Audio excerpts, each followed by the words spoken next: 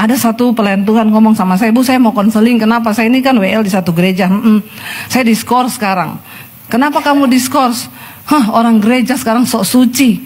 Saya ini padahal, Bu, jadi saya ini diajak meeting sama temen.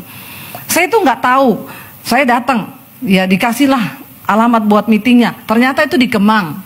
Terus, ya saya datang. Ya makanya kok agak malaman. Saya nggak tahu ternyata di situ itu night club. Terus saya tuh ya dikasih minum lah ya. Saya minum, Bu, ya. Saya dijebak. Oh, jadi waktu kamu minum wine itu rasanya teh tawar. Kan kalau dijebak gitu ya. Nggak tahu kan rasanya. Terus akhirnya saya minum, Bu. Lagi saya minum, difoto sama teman saya. Dia iseng lah di-upload di story apa mana. Ketahuan sama ketua komsel saya di gereja. Akhirnya saya diskors, Bu. Ya nggak apa-apa, memang kamu berarti ya harus menjalani skors itu. Ya gini ya, Bu, ya, orang Kristen, orang gereja itu sekarang sok rohani banget. Padahal zaman dulu Yesus itu duduk sama pelacur dan orang berdosa. Saya bilang, kau tuh jangan putar-putar balik ayat ya. Tapi nggak ada di ayat di Alkitab dikatakan lalu pergilah Yesus ke tempat pelacuran.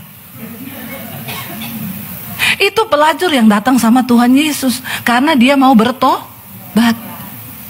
Lagian zaman dulu pelacur duduk sama Yesus yang berubah pelacur. Kalau sekarang pelacur duduk sama WL atau pendeta, yang berubah siapa? Jawab. Jawab, nggak usah malu, ngomong. Sok kamu ya. Saya bilang, kau jangan putar-putar balik ayat.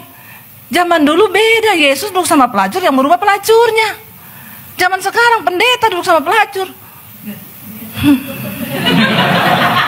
Saya enggak ngomong loh ya. Untung nggak ada Pak Yosua. Untung nggak ada Pak Yosua. Tapi Pak Yosua tidak pergi ke tempat begituan. Lah kalau sekarang saya bilang pelayan Tuhan itu ada kriterianya. Ya kalau kamu sudah melayani Tuhan, janganlah kau pergi-pergi ke tempat dugem-dugem begitu yang isinya ya semuanya begitu. Kau sudah harus menjadi contoh. Amin. Ya, karena di sekeliling kita ini banyak saksi. Ya, saya pernah diajak rapat dulu Natal sama pengusaha. Makanya saya lihat rapatnya jam 9 malam.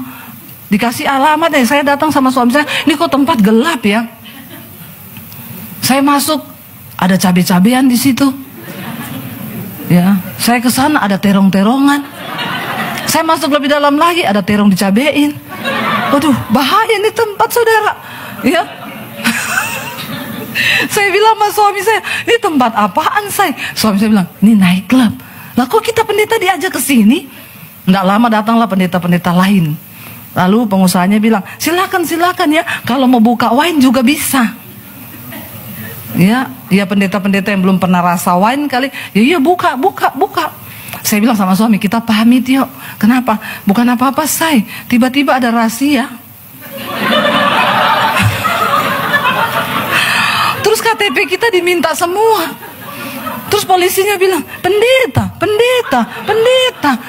Tanda-tanda akhir zaman. Kenapa pendeta ada di night club? Lalu saya pamit pulang. Pengusahanya bilang, ibu belum makan. Enggak, saya makan di rumah aja, Pak. Nanti kasih tahu hasil rapatnya apa. Saya nggak ikut rapatnya. Ya, jangan saudara. Di sekeliling kita ini banyak saksi. Saksi yang berikut siapa? Satpol PP.